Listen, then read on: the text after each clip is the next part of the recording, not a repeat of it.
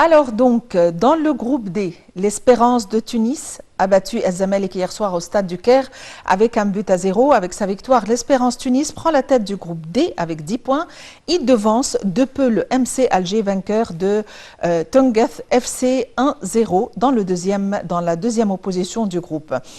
Et par ailleurs, le groupe A, Al-Ahli, a battu le Congolais Vita Club 3-0 dans le cadre du quatrième tour retour du championnat. Parallèlement, le Tanzanien Simba a battu le Soudanais Al-Marir 3-0 dans le cadre de l'autre rencontre du groupe A.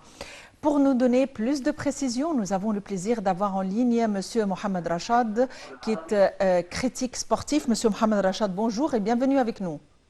Bonjour, comment ça va? Ça va très bien. Alors donc, on a quand même, il y avait une performance concernant Zamalek, une autre performance concernant Al-Ahli, et on aimerait passer en revue ou voir un peu, à vos yeux, comment est-ce que vous avez lu ou analysé cette performance? Vous savez, je vais démarrer plus par le Ahli, c'est pas parce que quelque chose, parce que on va démarrer par le chose qui est très bien et par le chose qui est mauvaise.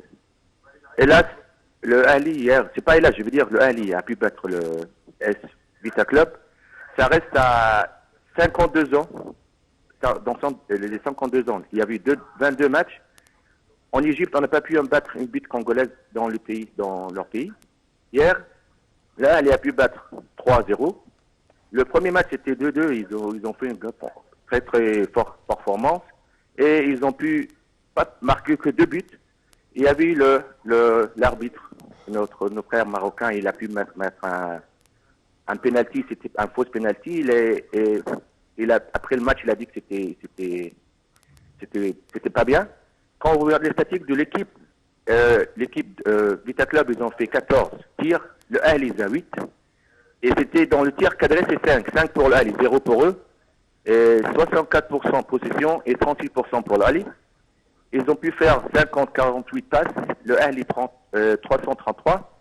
Les précisions de passes, c'était, on peut dire, 84%, le Ahli 72%. 9 fautes et 19 fautes pour l'Ahli. Il n'y a eu pas carton jaune que le Ahli, et il ne méritait pas. Carton rouge, il n'y avait pas. Il y a eu 2 hors-jeu. Ça, c'était pour le match de l'Ahli. Le Ahli, il a démarré le match, et il avait démarré le match avec Echenaoui. Ayman Ashraf, il s'est fait remplacer. Yasser Ibrahim, Badr Banoun, Mohamed Hani, il y avait Mohamed Magdi, El Souleya, Ediang, il y avait Ajaï, il y avait Marwan Mohsin, et il y a eu Mohamed Sherif.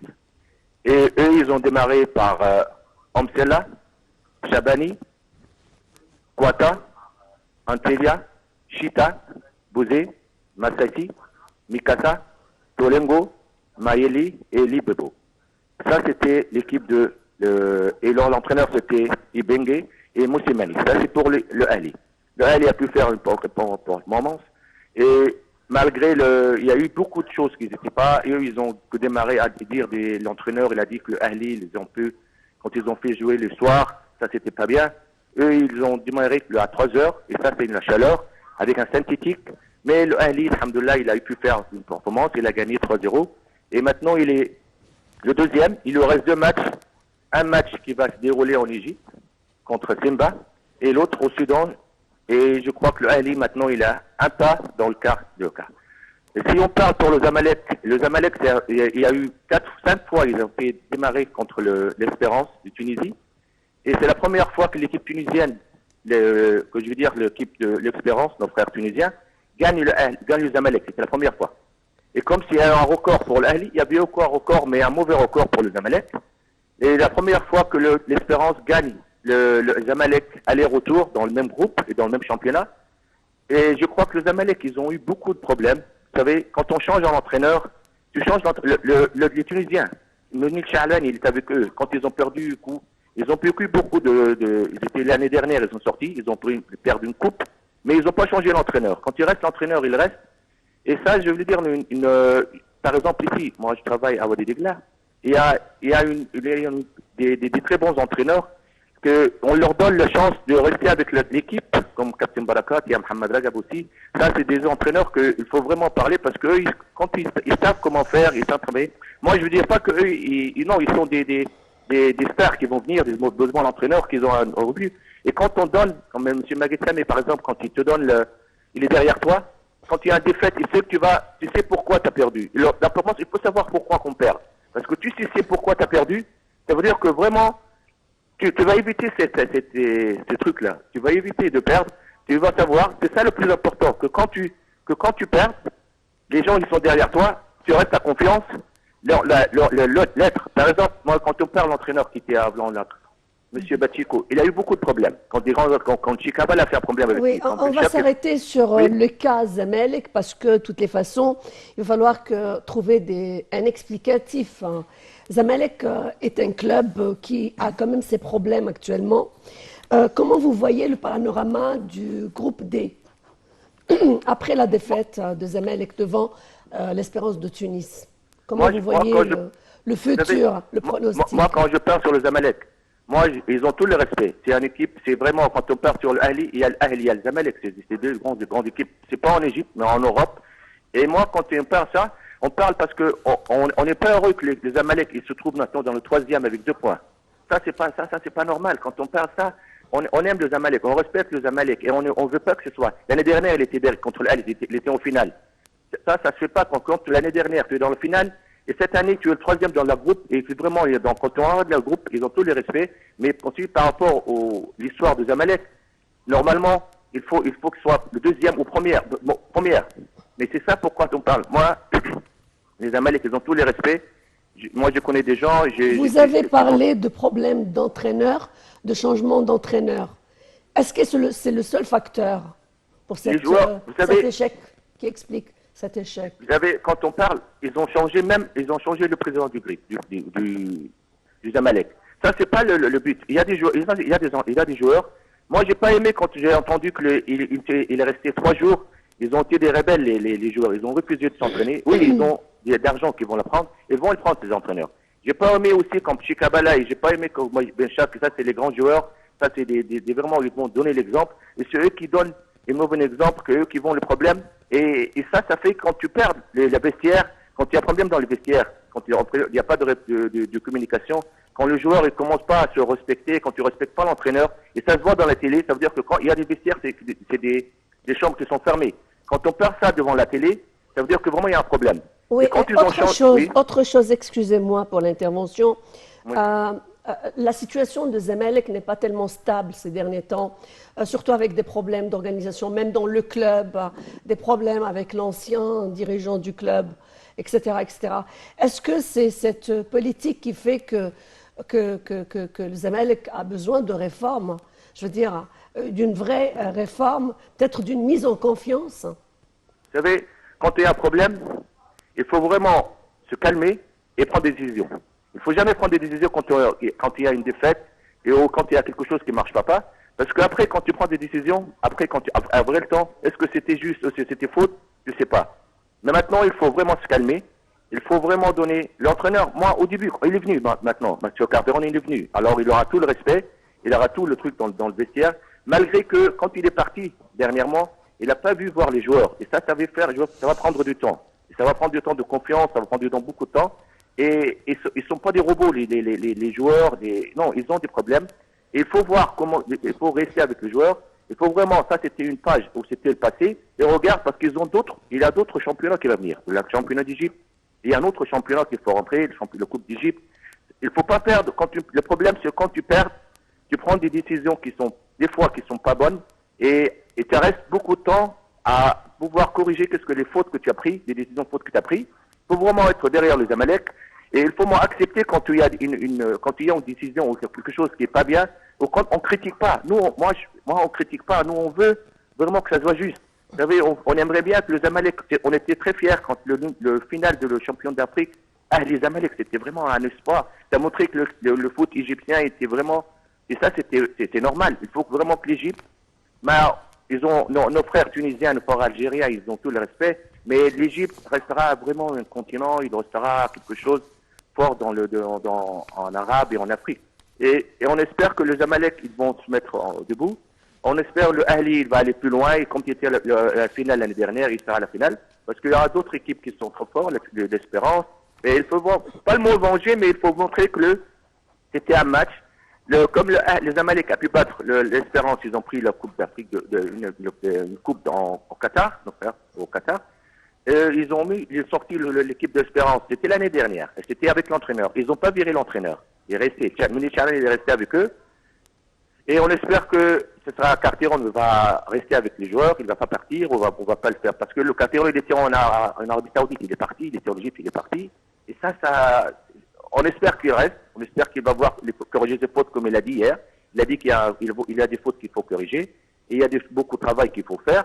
Et on espère que les dirigeants aussi, parce que quand ils ont fini un joueur c'était du Zamalek, le joueur qui est venu, ils n'étaient pas inscrits en Afrique. Ils n'ont pas pu. Quand tu fais venir un joueur, il faut voir que tu vas l'inscrire. Ça aussi, c'était un problème des dirigeants au Zamalek. Quand tu fais venir un joueur, et après, il n'était pas inscrit. On espère qu'il se calme, il reste, il voit les choses comment ils ont, et on espère qu'il donne une bonne image pour le foot égyptien. Monsieur Mohamed Rachad, à quoi doit-on s'attendre par la suite pour Zamalek? Qu'est-ce qu'il aura à faire pour surmonter sa défaite? Vous savez, ça c'est les joueurs et l'entraîneur et les dirigeants du club, les présidents. Il faut rester avec eux et leur dire que c'était un match qui est passé. Il y aura un match. Ils vont jouer en Algérie. Et ils ont l'équipe, les Sénégalais, ils vont venir ici. Ça veut dire à 6 points, il faut démarrer les 6 points. Au début, le classement dans le groupe, ils vont être pas 2 points comme ils sont. Si tu as 6 points, ça va être 8. Tu joues. Et il faut pas vraiment regarder parce qu'ils sont les premiers au championnat en Égypte. Ils sont les premiers. Il faut rester. Il faut se calmer. Et les joueurs restent avec eux. Et ils demandent c'était une page. Pour eux, pour leur gloire à eux, et pour les supporters, pour les gens, pour le monde, pour l'Égypte. C'est ça qu'il faut faire. Il ne faut pas dire qu'on a perdu ce championnat, et il y a d'autres championnats qui vont perdre, et on dire que c'est les joueurs. Non, ces joueurs-là, ils étaient le final de l'Afrique. C'était eux qui ont gagné en Tunisie, ceux qui ont gagné en Maroc, ceux qui ont gagné à l'extérieur. Et la preuve, c'était hier, quand le final, ils étaient le meilleur au Ahli. Ils ont perdu à la 90 minutes par une tir. Ils ont eu un tir, Afshabi a un tir, il était but. Zizou, moi je le respecte, c'est mon petit frère, je l'ai entraîné 10 ans. Et quand je parle, je le vois, et je sais que caractère qu'il a Zizou, j'ai caractère Ben Shar'i, je sais que tout le monde. Et j'espère qu'Inch'Allah, qu'eux, ils vont pouvoir mettre ça debout. Et parce que ça, on n'est pas heureux. Les supporters de Ali, ils sont pas heureux quand les Amalek ne sont pas bien. Non, il faut que ton adversaire soit fort. Parce que quand tu parles à quelqu'un qui est fort, ça veut dire que vraiment tu le mérites. Mais quand tu sais pas, c'est pas bien. Et ça va être pour le championnat, pour l'équipe d'Égypte qui va avoir on a 2 matchs très importants. Il y aura le Kenya et les 2 Comores. Et ça, l'équipe Égypte, les Amalek, les 2 ils sont forts. L'équipe d'Égypte va être forte parce qu'on a le championnat d'Afrique. Ça, c'était plus important. On a aussi un but très important, c'est aller à la Coupe du Monde. Et aller en Coupe du Monde, c'est pas aller sortir tout de suite. Il faut rester et aller plus loin. Et quand on a ça, ça veut dire que la mentalité des joueurs, il faut que ça soit très fort. Il faut aussi mettre les joueurs dans une situation trop bonne, les aider. Quand ils ont un problème, il faut les aider. Je sais quand leur problème c'était de salaire, ça c'est très important. Et il faut vraiment que tout le monde soit derrière les Amalek, parce que c'est pas normal que l'arrive. Et on espère le bien pour l'Égypte, pour tout le monde. En tous les cas, ce panorama, aujourd'hui, que ce soit qui concrétise l'espoir avec cette réussite de l'Ahli ou la défaite, il faut l'accueillir avec un esprit sportif, je veux dire, il faut minimiser les choses. Ce n'est qu'une compétition, mais en tous les cas, je tiens à signaler vers la fin que l'Égypte a connu des réussites extraordinaires à partir du 15 mars et jusqu'à aujourd'hui. Dans 2 jours, on a un champion qui a reçu la médaille d'or dans le championnat mondial de karaté. Également, une vue exceptionnelle. Vous pouvez un petit peu jeter la lumière. Pardon. Oui. Vous savez, l'équipe, comme par exemple, vous avez vu le sport en Égypte, il y a vraiment beaucoup d'exploits. On a aussi Maya Sharif, on a l'équipe de handball qui a vraiment fait un exploit, qui a vu faire... hélas, qu'ils ont perdu, mais quand tu perds contre la meilleure équipe, c'était le Danemark, Et tu perds, c'était des fautes bêtes comme l'entraîneur de Danemark l'a dit. Et ça, c'était vraiment que ça prouve que l'Égypte, c'est vraiment, il peut aller très loin. Les performances des joueurs, il faut leur donner la confiance, il faut leur donner aussi quand ils savent qu'il y a tout le monde qui est derrière eux. Comment l'Égypte a pu organiser la Coupe du Monde? C'était vraiment, on a donné vraiment une très bonne image. Et surtout, quand on a pu faire les stades, on a vu les stades, comment les joueurs, ils ont. Le plus important, c'était le joueur. Il y a des exploits, donc peut-être on aura l'occasion un autre jour de parler de ces grands exploits. Merci à vous, Mohamed Rachad, d'avoir été en notre compagnie aujourd'hui. Et pour ces commentaires. Merci à toi, Mara, c'est l'heure. Oui, effectivement, donc on s'attend à beaucoup plus de la part des deux grandes équipes égyptiennes, Ahli et Zamalek. Bonne chance à tout le monde. Et c'est la raison pour laquelle de tels championnats se tiennent. Donc c'est la Ligue des champions, la Ligue africaine des clubs ou la Ligue des champions africains. Justement, c'est grâce à ces rencontres qu'il y a un pont d'entente entre les différentes cultures, que ce soit à travers la musique, à travers la culture ou à travers le sport. Voilà donc la fin. On vous donne rendez-vous la semaine prochaine. Merci Ma. Merci Nawal, merci à tous et à la prochaine.